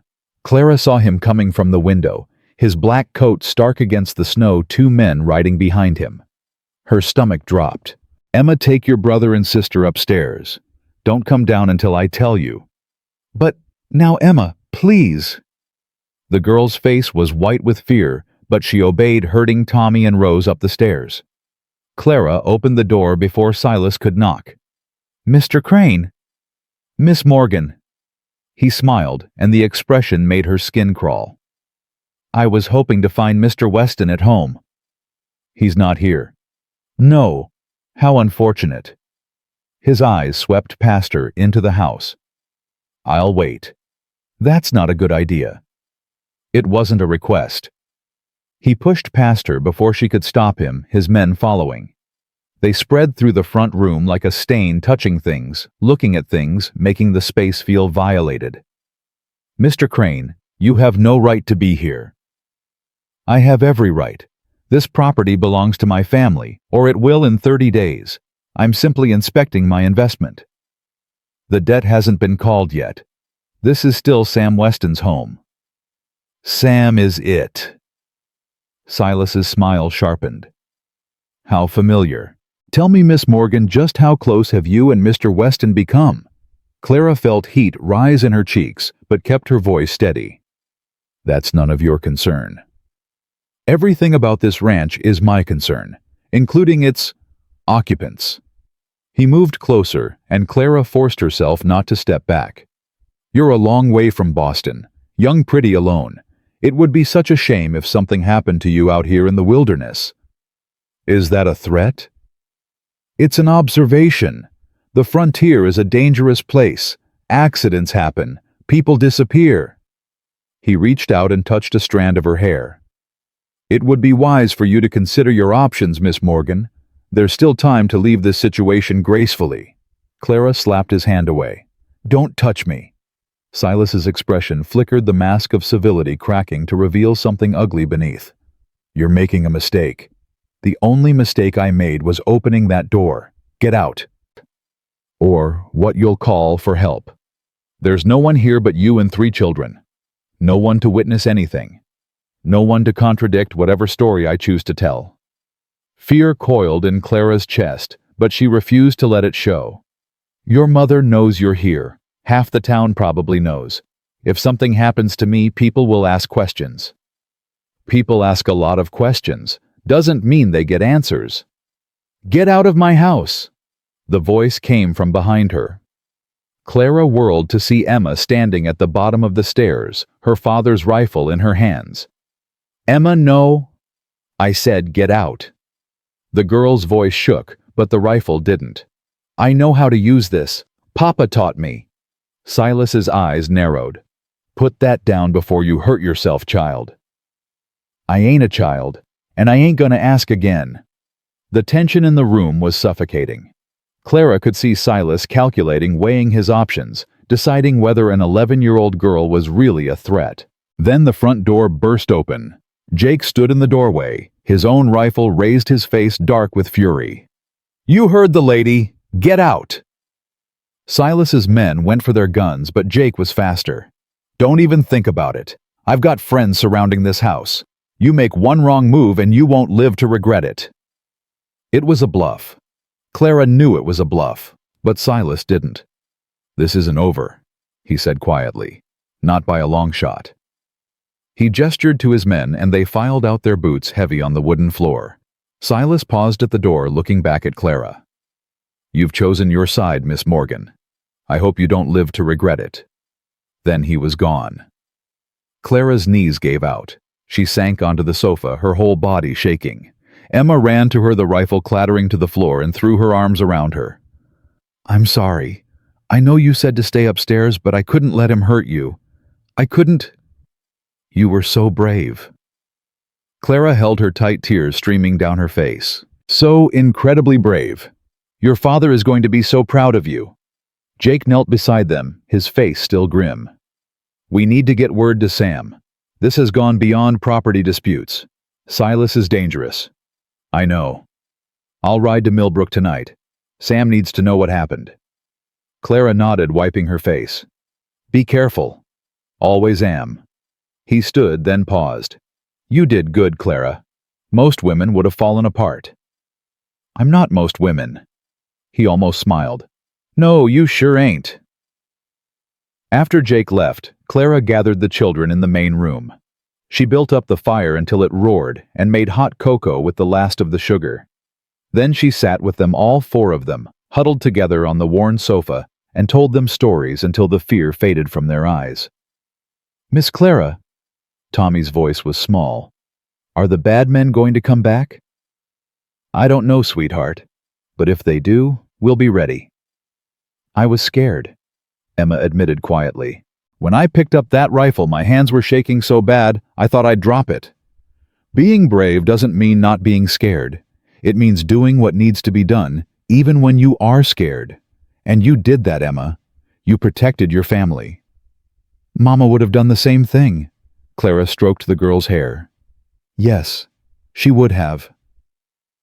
Rose climbed into Clara's lap, her doll clutched against her chest. She looked up with those solemn eyes and said very clearly, You stay. Clara's heart cracked open. Yes, sweetheart, I'm staying. Forever. She thought about the answer. About Sam, about this ranch, about the life she'd somehow stumbled into. About all the reasons she should be afraid, and all the reasons she wasn't. "Forever," she said. Sam returned 3 days later. Clara heard the wagon before she saw it, and she was on the porch before he'd even pulled to a stop. He jumped down and crossed the distance between them in 3 long strides, pulling her into his arms. "Jake told me everything. Are you all right? Did he hurt you?" "I'm fine. We're all fine." He pulled back his hands, cupping her face, his eyes searching hers. "I should never have left. If something had happened to you, but it didn't. Emma saved us. Emma and Jake." "Emma." His voice cracked. "My Emma. Your Emma held a rifle on Silas Crane and told him to get out of her house. She's the bravest person I know." Sam's face crumpled. He pressed his forehead against Clara's, his shoulders shaking. "I've been such a fool. All this time I've been so wrapped up in my own grief that I missed what was right in front of me. My children, you, everything that matters. You're not a fool. You're a man who lost his wife and didn't know how to keep living. There's no shame in that." "There is, if it means putting the people I love in danger." Clara's breath caught. "Sam." He pulled back, meeting her eyes. "I love you, Clara. I know it's too soon. I know we barely know each other, but I love you, and I'm done pretending I don't." The words hung in the cold air between them, fragile and fierce. "I love you too," she whispered. He kissed her then, right there on the porch in the winter sunlight, with the snow gleaming white around them, and the wind carrying the sound of children's laughter from inside the house. It was nothing like the tentative, almost moments they'd shared before. It was a declaration, a claiming a promise. When they finally broke apart, Clara was breathless. "What happened in Millbrook?" Sam's expression shifted, a fierce satisfaction replacing the tenderness. "The judge agreed to look at the document. He's sending an investigator to examine the original loan papers and compare the signatures. If the forgery is proven, the Cranes lose everything. Everything, including their freedom." Clara felt hope bloom in her chest for the first time in days. "How long?" "A week, maybe 2. The investigator needs time to do his work. And until then, we hold on. We protect what's ours." He took her hand, lacing his fingers through hers. Together. They walked inside to find the children waiting, their faces anxious and hopeful. Sam knelt down and opened his arms, and all 3 of them rushed into his embrace. "I'm sorry," he said, his voice rough with emotion. "I'm sorry I've been so far away. But I'm here now. I'm not going anywhere." "Promise," Tommy demanded. "Promise." Emma pulled back, her expression serious. "Papa, Miss Clara said we're a family now, all of us. Is that true?" Sam looked up at Clara, something profound passing between them. "Yes," he said. "That's true." Rose tugged at his sleeve. When he looked down, she said the longest sentence she'd spoken since her mother died. "I want Miss Clara to be our mama." The room went silent. Clara's eyes filled with tears. Sam stood slowly, his gaze never leaving hers. "What do you say, Clara Morgan? Will you marry me?" She thought about Boston, about her aunt's cold house and the life she'd left behind, about the letter that had brought her here, the wagon ride through the snow, the first moment she'd seen this broken man and his wounded children. She thought about all the ways her heart had opened since then, all the ways she'd healed by helping them heal. "Yes," she said. "Yes, I'll marry you." The children erupted in cheers. Tommy whooped and ran in circles. Emma threw her arms around Clara's waist, and Rose, little silent Rose, laughed out loud for the first time since her mother died. Sam pulled Clara close and kissed her again, softer this time, a gentle seal on the promise they'd made. Outside, the winter sun broke through the clouds, casting golden light across the snow-covered valley. Inside, a family found its way back to each other. The days following Sam's proposal passed in a strange blend of joy and tension. Clara moved through her duties with a lightness she hadn't felt in years, but beneath that happiness lay the constant awareness that the Cranes hadn't finished with them yet. Every sound on the road made her heart jump. Every rider in the distance made her fingers itch for the rifle that now stayed loaded by the door. Sam noticed. Of course he did. "You're not sleeping," he said one morning, finding her in the kitchen before dawn. "Neither are you." He came to stand behind her, his hands settling on her shoulders. "The investigator arrives today. By this time tomorrow we'll know. And if the forgery can't be proven, then we'll find another way." He turned her to face him, his eyes steady. "I'm not losing this ranch. I'm not losing you.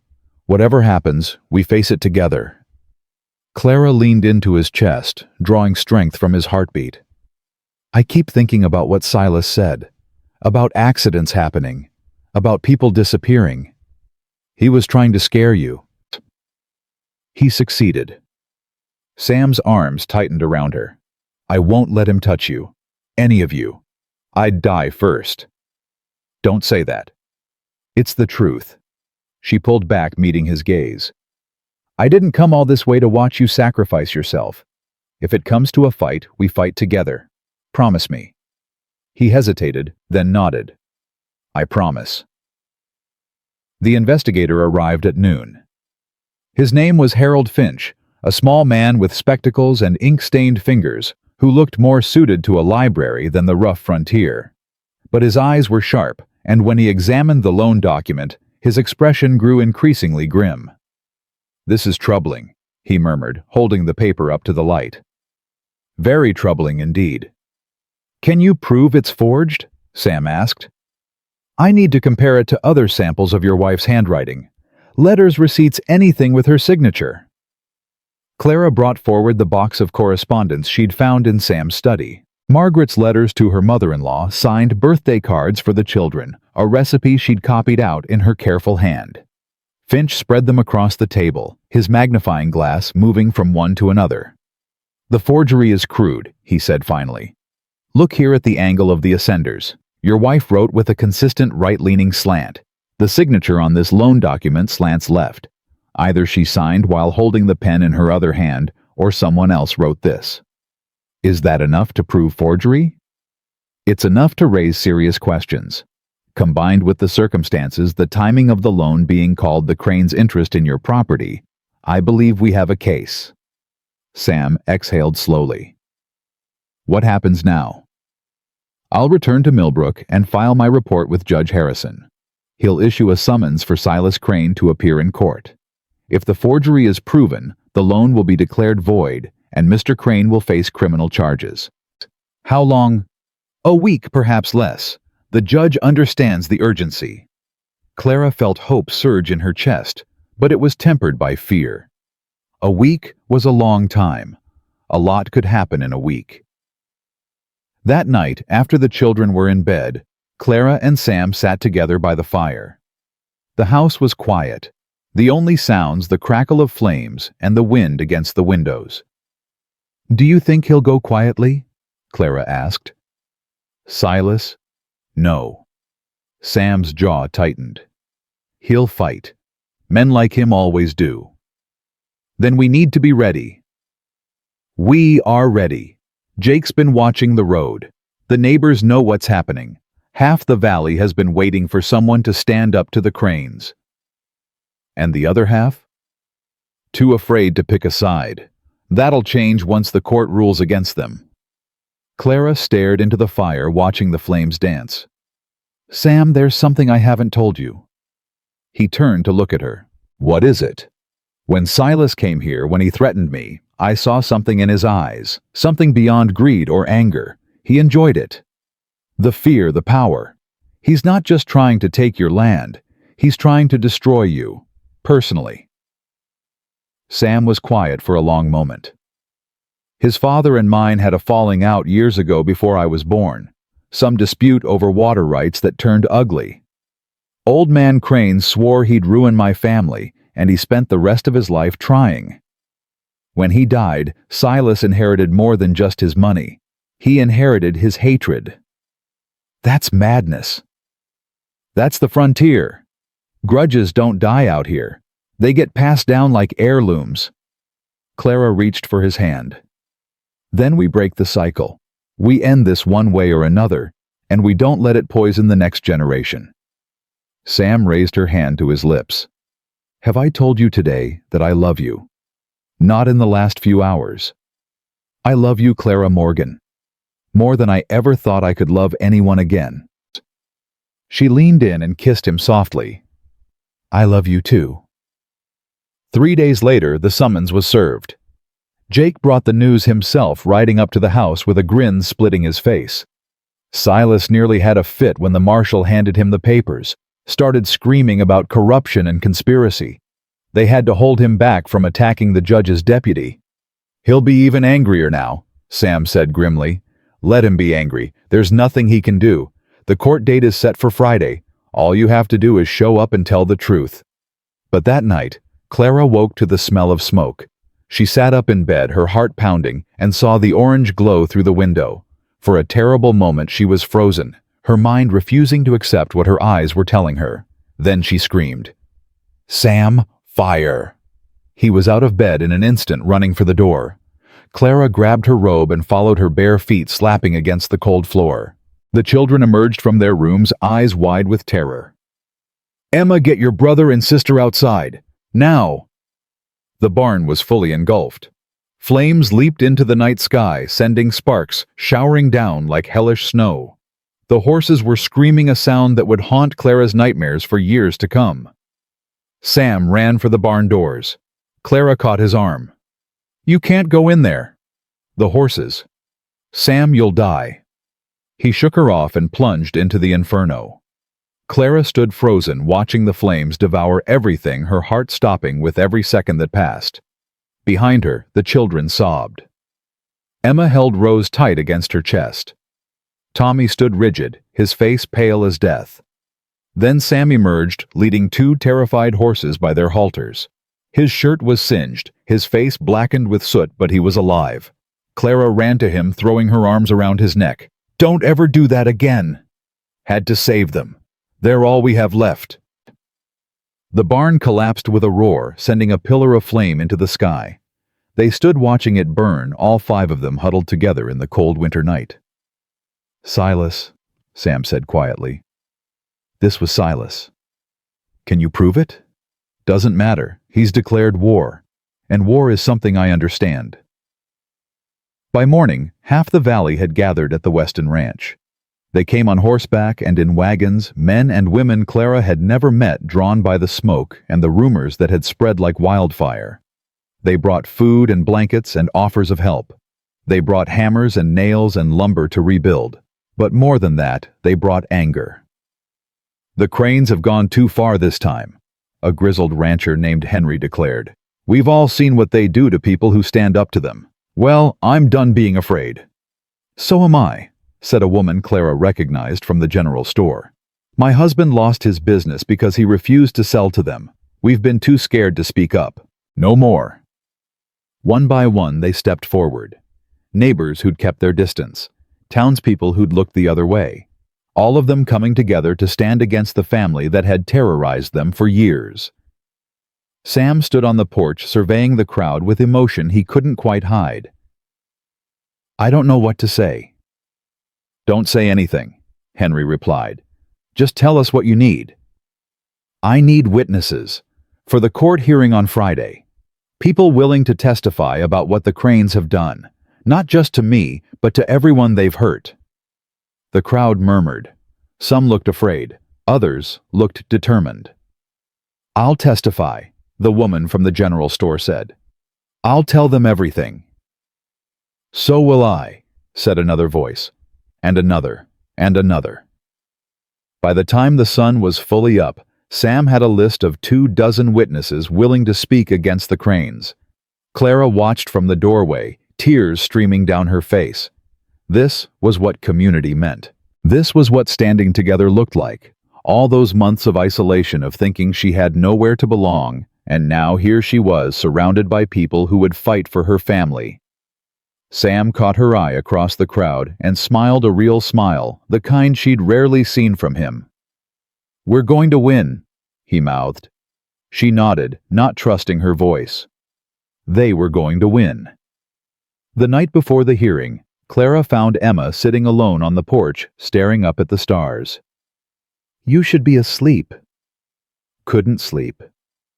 The girl glanced at her, then back at the sky. "Miss Clara, can I ask you something? Anything. Do you think Mama would be angry that Papa's marrying you?" Clara sat down beside her, considering the question carefully. "I think your Mama would want your father to be happy. I think she'd want all of you to be happy. And I think she'd be glad to know there's someone here to take care of you. I used to be so angry when you first came. I thought you were trying to replace her." "I know. But you weren't. You're not. You're something new, something different." Clara reached out and took the girl's hand. "I loved someone once before I came here. Not a husband, but my aunt. She raised me after my parents died. When she passed, I thought I'd never love anyone again. I thought my heart was too broken." "What changed?" "Your father, your brother and sister, you." Clara squeezed her hand. "Love isn't finite, Emma. It doesn't run out. Loving you and your family doesn't take anything away from what I felt for my aunt. And your father loving me doesn't take anything away from what he felt for your mother." Emma was quiet for a long moment. Then she said, "I'm glad you came." "So am I. And I'm glad you're going to be our mama. Our second mama." Clara's eyes filled with tears. "That means more to me than you'll ever know." Emma leaned against her, and they sat together in comfortable silence, watching the stars wheel overhead. Friday arrived cold and clear. The courthouse in Millbrook was packed to bursting. People stood in the aisles and lined the walls, all of them waiting to see the Cranes finally brought to justice. Clara sat in the front row with the children, her hands clasped tight in her lap. Sam sat at a table near the front, his expression calm, but his eyes blazing with quiet fire. Beside him sat the witnesses who'd agreed to testify, Henry and the woman from the general store, and all the others who'd found their courage. On the other side of the room, Silas Crane sat alone. His mother hadn't come. His lawyers flanked him like vultures, but they looked nervous, shuffling papers and avoiding eye contact with the crowd. Judge Harrison, a silver-haired man with a reputation for fairness, called the court to order. "We're here to examine allegations of forgery against Silas Crane, specifically regarding a loan document purportedly signed by Margaret Weston 8 years ago. Mr. Finch, please present your findings." The investigator took the stand, walking the court through his analysis with meticulous precision. He showed the discrepancies in the handwriting, the inconsistencies in the ink, the subtle errors that proved beyond doubt the signature was not Margaret's. "In my professional opinion," Finch concluded, "this document is a forgery. Mrs. Weston did not sign it." A murmur rippled through the crowd. Silas's face had gone white. "Mr. Crane," the judge said, "do you have anything to say in response to these allegations?" Silas stood slowly, his composure cracking. "This is a conspiracy. A vendetta orchestrated by Samuel Weston and his new whore from Boston." The courtroom erupted. Clara felt the word like a slap, but she kept her chin high, refusing to show weakness. "Order!" Judge Harrison banged his gavel. "Mr. Crane, you will control yourself or be removed from this courtroom. This is my town. My family built this valley. You can't—" "I can and I will. Sit down." Silas sat, but his eyes found Clara's across the room. The hatred in them was pure and undiluted. The witnesses testified one by one. Henry spoke about the water rights dispute that had ruined his father. The woman from the general store told of how her husband's business had been destroyed. Others came forward with stories of intimidation, manipulation, and fraud, stretching back decades. By the end, even the lawyers on Silas's side looked defeated. Judge Harrison leaned back in his chair, his expression grave. "The evidence before this court is overwhelming. The loan document in question is a forgery. Mr. Crane, you are hereby charged with fraud, forgery, and attempted theft of property. The loan is declared null and void. Mr. Weston's ranch is free and clear." The courtroom exploded in cheers. Clara leaped to her feet, tears streaming down her face. The children rushed to their father, nearly knocking him over with their embraces. But Silas wasn't finished. He lunged across the room, his face twisted with rage, his hands reaching for Sam's throat. "I'll kill you. I'll burn everything you love to the ground." The marshal tackled him before he could reach his target. Clara watched as they dragged him away, still screaming, still threatening his madness, finally laid bare for all to see. Sam caught her eye across the chaos and mouthed 3 words. "We did it." Yes, Clara thought. We did. That evening the Weston Ranch was filled with celebration. People came from all over the valley bringing food and drink and music. The sound of laughter echoed across the snow-covered fields. Children ran and played while their parents danced and toasted to the future. Clara stood on the porch watching it all with a heart so full she thought it might burst. Sam came to stand beside her, his arm sliding around her waist. "Quite a party." "Quite a day." He was quiet for a moment, then said, "I want to get married tomorrow." Clara looked at him in surprise. "Tomorrow? Why wait? We've already waited too long. Life's too short for waiting." She thought about it. About propriety and planning and all the things she'd been taught to care about. Then she thought about how close she'd come to losing him. How close they'd all come to losing everything. "Tomorrow," she agreed. "Tomorrow sounds perfect." Sam kissed her long and deep while the celebration swirled around them. "I have something for you," he said when they finally broke apart.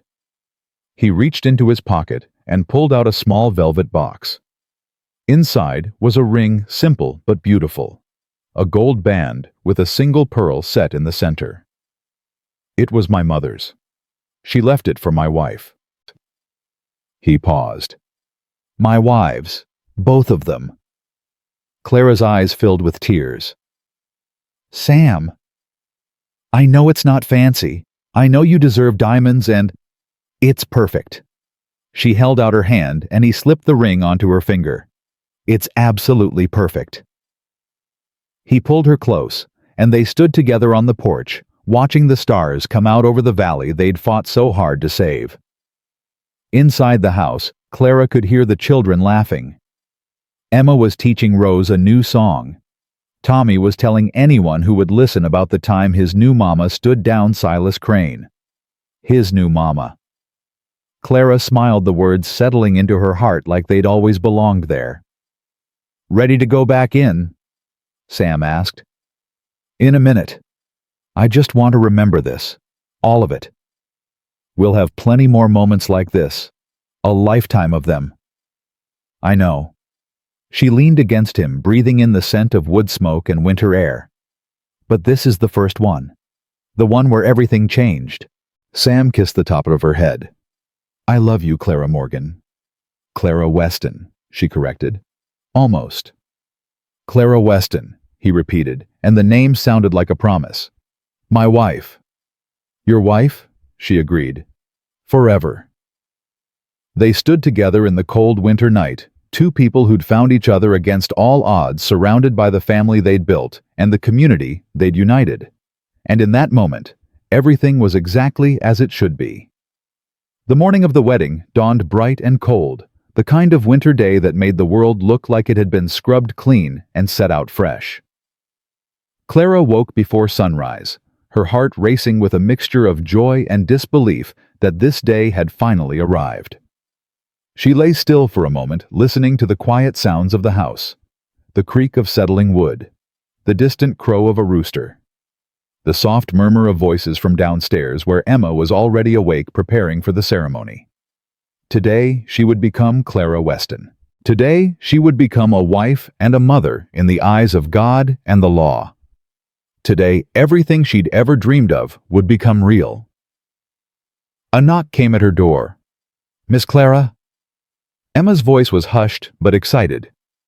"Are you awake?" "Come in, sweetheart." The girl slipped inside, already dressed in her best Sunday dress, her dark hair braided and pinned up in a style Clara had taught her. In her hand she carried a bundle wrapped in tissue paper. I have something for you. From all of us. Clara sat up, her curiosity piqued. What is it?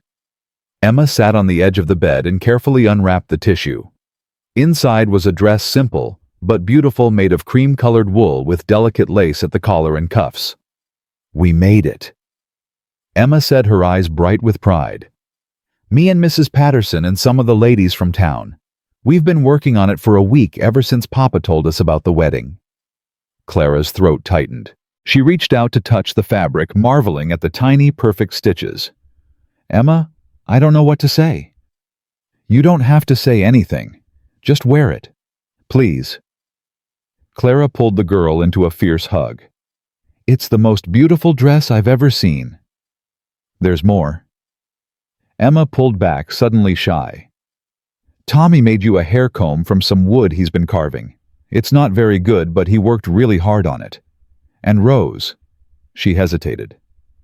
Rose has something she wants to give you herself. She asked me not to tell. Rose asked you? Emma nodded, a smile breaking across her face. She's been talking more and more. Not a lot, but more than before. Papa says it's because of you. Because you made her feel safe again. Clara's eyes filled with tears. You all made me feel safe too. I came here with nothing, and now I have everything. That's what family does, Emma said simply. That's what you taught us. The ceremony was held in the front room of the ranch house, with the fireplace blazing and every chair borrowed from neighbors for miles around. Reverend Miller had ridden out from town, his Bible tucked under his arm and a warm smile on his weathered face. Clara stood at the bottom of the stairs, her hands trembling, her heart pounding so hard she was sure everyone could hear it. The dress fit perfectly, hugging her waist and flowing down to brush the floor. Tommy's wooden comb held her hair back from her face, and around her neck hung the pearl necklace that Mrs. Patterson had pressed into her hands that morning. Something borrowed, the older woman had said. Every bride needs something borrowed. Now Clara waited, watching, as the guests settled into their seats, as Jake took his place beside his brother at the front of the room, as Emma guided Tommy and Rose to their spots near the fireplace. Then the crowd parted, and she saw him. Sam stood waiting for her, dressed in a dark suit she'd never seen before, his hair combed back, his beard neatly trimmed. But it was his eyes that stopped her breath. They were no longer hollow, no longer empty. They shone with something she recognized because she felt it too. Love. Pure and unguarded and fierce. She walked toward him, her steps steady despite the trembling in her legs. The guests blurred around her. The only thing she could see was him. When she reached his side, he took her hands in his. You look beautiful, he whispered. So do you. He almost laughed. I look like a man who can't believe his luck. Reverend Miller cleared his throat. Shall we begin? The ceremony was simple, as they'd wanted. The Reverend spoke of love and commitment, of the bond between two souls who'd found each other against all odds. He spoke of family, of community, of the strength that came from standing together. Then it was time for the vows. Sam went first, his voice steady but thick with emotion. Clara, I came to you broken. I'd lost my way, lost myself in grief so deep I couldn't see anything else. I'd forgotten how to be a father. I'd forgotten how to live. And then you showed up, this stranger from Boston, with nothing but a bag and a stubborn streak a mile wide, and you reminded me what mattered. You saved my children. You saved my ranch. You saved me. He paused, swallowing hard. I can't promise you riches or an easy life. But I can promise you my heart, my devotion, and every day I have left on this earth. I love you, Clara, now and forever. Clara blinked back tears, her voice shaking as she spoke. Sam, I came here because I had nowhere else to go. I was lost and alone, and so afraid of what the future held. I expected to find a job, a roof over my head, maybe some peace. I never expected to find a home. I never expected to find a family. I never expected to find you. She squeezed his hands. You showed me that it's never too late to start over. That love can grow in the most unexpected places. That family isn't just blood, it's choice. I choose you, Sam Weston. I choose your children. I choose this life. And I will keep choosing it every single day for as long as I live. Reverend Miller smiled. By the power vested in me, I now pronounce you husband and wife. Sam, you may kiss your bride. Sam pulled her close and kissed her soft and sweet and full of promise. The room erupted in applause. Someone whistled. Someone else shouted congratulations. But Clara barely heard any of it. All she could feel was Sam's arms around her, Sam's lips on hers, Sam's heartbeat against her chest. When they finally broke apart, both of them were crying. "Hello, Mrs. Weston," he said. "Hello, husband." The celebration lasted well into the evening. Tables had been set up throughout the house and spilling onto the porch, laden with food that neighbors had brought. Music filled the air, fiddles and guitars and voices raised in song. People danced and laughed and toasted the newlyweds until Clara's cheeks ached from smiling. Sometime after sunset, she found herself alone on the porch, catching her breath, watching the stars emerge one by one. The cold air felt good against her flushed skin. The noise from inside was muffled, distant, like a warm blanket of sound. "Mama." Clara turned. Rose stood in the doorway, her doll clutched against her chest as always, but her eyes were different. Brighter. More alive. "Yes, sweetheart." The little girl walked toward her slowly, carefully, like she was approaching something precious and fragile. "I have something for you." She held out her hand. In her small palm lay a piece of ribbon, faded and frayed, clearly old and well-loved. "What's this?" "It was my first mama's. She wore it in her hair on her wedding day. Papa told me. I've been keeping it safe." Rose's voice was soft but steady, the longest Clara had heard her speak. "I want you to have it now, because you're my mama too." Clara knelt down, her vision blurring with tears. She took the ribbon carefully, reverently, understanding the magnitude of what this child was offering. "Rose, are you sure this is so precious?" "That's why I want you to have it. You're precious too." Clara pulled her into a fierce embrace, holding this small, brave girl who had been through so much and somehow found her way back to trust and love. "Thank you," she whispered. "I'll treasure it forever." Rose pulled back and looked at her with those old soul eyes. "Mama Clara, yes. I'm glad you came.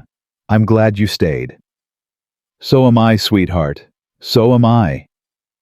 Sam found them like that a few minutes later, Clara still holding Rose, both of them crying and laughing at the same time. "Everything all right?" Clara looked up at him, her heart overflowing. "Everything is perfect." He helped them both to their feet, and they stood together, the three of them, looking out at the snow-covered valley that was now their home.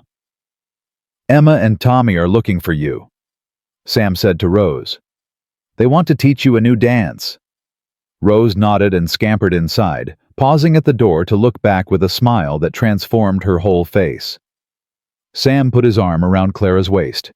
"What did she give you?" Clara showed him the ribbon. "Margaret's, from her wedding day." Sam's breath caught. For a moment he couldn't speak. When he did, his voice was rough with emotion. "She never gave that to anyone. Not even Emma. She said she was saving it for something special. She was saving it for me." "Yeah." He pulled her closer. "I think maybe she was." They stood in comfortable silence, watching the night deepen around them. "No regrets?" Sam asked finally. "Not one. It won't be easy. We've still got a barn to rebuild, a ranch to run, 3 children to raise. The cranes may be finished, but there'll be other challenges, other storms." "I know. And you're still not scared?" Clara thought about the question, about everything she'd survived to get here, about everything that still lay ahead. "I'm terrified," she admitted. But I've learned that fear isn't the opposite of courage. It's the fuel for it. And I've got plenty of courage when I'm standing next to you." Sam kissed her temple. "How did I get so lucky?" "You weren't lucky. You were brave enough to ask for help, brave enough to let someone in. That's not luck, Sam. That's strength. I love you, Clara Weston. I love you too, Sam Weston, forever and always." The weeks that followed the wedding were filled with hard work and unexpected joy. The community rallied to help rebuild the barn. Men came from all over the valley bringing lumber and nails and expertise, working from dawn until dusk, while their wives kept everyone fed with hot meals and strong coffee. What would have taken Sam months to accomplish alone was finished in less than 3 weeks. Clara worked alongside them, refusing to be relegated to the kitchen. She hammered nails and carried boards and painted walls until her arms ached and her back screamed. And every night she fell into bed beside her husband, exhausted but happier than she'd ever been. The children thrived. Emma blossomed into a young woman before Clara's eyes, confident and capable, her grief transforming into gentle remembrance rather than sharp pain. She talked about her mother, now sharing memories with Clara, rather than hoarding them, building a bridge between the woman who'd given her life and the woman who was helping her grow. Tommy settled down, his wild energy channeled into productive work. He helped his father with the cattle, learned to repair fences, took pride in responsibilities that made him feel valued and seen. The angry, attention-seeking boy who'd run off into a blizzard had become a young man in training, still mischievous, but no longer destructive. And Rose, sweet little Rose, spoke more every day. Full sentences at first, then paragraphs, then entire conversations. Her voice was soft and musical, and hearing it still made Clara's heart swell with gratitude. The nightmares faded, replaced by peaceful sleep and happy dreams. Spring came early that year, melting the snow and revealing the first hints of green beneath the white. Clara stood on the porch one morning, watching the sun rise over the valley, feeling the warmth on her face for the first time in months. Sam came to stand beside her, 2 cups of coffee in his hands. "Penny, for your thoughts." She took the cup he offered, breathing in the steam. "I was thinking about how much has changed. 4 months ago I was on a stagecoach, terrified and alone with nothing but a letter and a bag to my name. Now look at me. I'm looking." His eyes swept over her with obvious appreciation. "And I like what I see." She swatted his arm, but she was smiling. "I'm serious. I never imagined any of this. A husband who loves me, children who call me mama, a community that accepts me, a home. You built this, you know, not me. You came here and you fought for it, fought for us when you had every reason to walk away. I couldn't walk away. You were all too stubborn to let me." He laughed, a real laugh, the kind she'd come to treasure. "We Westons are a stubborn bunch. You'll fit right in." "I already do."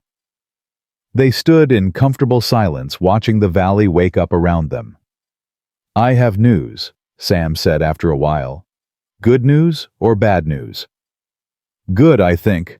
I heard from the marshal yesterday. Silas Crane's trial is set for next month. They're charging him with fraud, forgery, arson, and attempted assault. He won't see the outside of a prison for 20 years, if ever." Clara felt something loosen in her chest, a knot of tension she hadn't realized she was still carrying. And his mother moved back east, sold everything and left without a word. The Crane Mining Company is being dissolved. The land they swindled from people is being returned. So it's really over. It's really over. She leaned against him, feeling the solid warmth of his body, the steady beat of his heart. What happens now? Now we live, we raise our children, we work our land, we grow old together. He turned her to face him, his hands cupping her cheeks. We build the life we were always meant to have. That sounds like a lot of work. It does. Think you're up for it? Clara smiled, thinking of everything she'd survived, everything she'd overcome, everything she'd gained. I think I'm up for anything. That Sunday, the family attended church together for the first time. Clara walked into the small wooden building with Sam's hand warm in hers, the children following behind. People turned to look, whispers rippling through the congregation, but the whispers were different now. Not malicious, not judgmental, curious, welcoming. Reverend Miller smiled when he saw them. The Weston family. Welcome. Family. The word wrapped around Clara like a warm blanket. They took their seats in a pew near the front, the children settling between them. Rose reached for Clara's hand on one side, while Tommy leaned against Sam on the other. Emma sat straight and tall, a hymnal already open in her lap. The service was simple and moving. Reverend Miller spoke about redemption, about second chances, about the grace that came from opening your heart to love even when you were afraid. We are all of us broken, he said. Every single one. But it's in our brokenness that we find our strength. It's in our wounds that we discover our capacity for healing. And it's in our willingness to love again, to trust again, to hope again, that we find our way back to grace. Clara felt tears slip down her cheeks. Sam squeezed her hand. After the service, people approached them, not to gossip or pry, but to offer congratulations, to welcome Clara to the community, to ask about the children, to make plans for spring planting and summer socials. Mrs. Patterson embraced her warmly. "I knew you were the one," she whispered. "The moment I read your letter, I knew." "Thank you," Clara said, "for everything. Don't thank me. You did this yourself. All I did was open the door." Walking home that afternoon, the sun warm on their faces, the children running ahead through the meadow, Clara felt a peace settle over her that she'd never known before. This was what happiness felt like.